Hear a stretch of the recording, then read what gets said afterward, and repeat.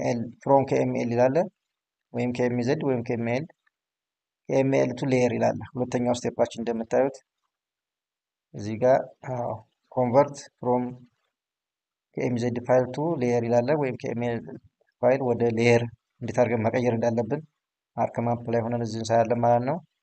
እዚህ ጋር ዳብል ክሊክ እናደርጋለን።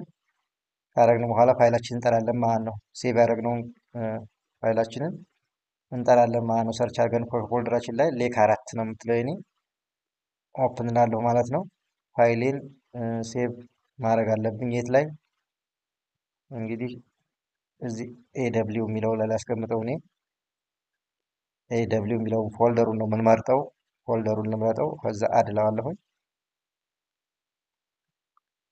አድ ካርኩ በኋላ ቀጥታ ኦኬ እለዋለሁ ማለት ነው። እዚህ ጋር እንደምታዩት ፕሮሰስ እያደረገልኝ ነው።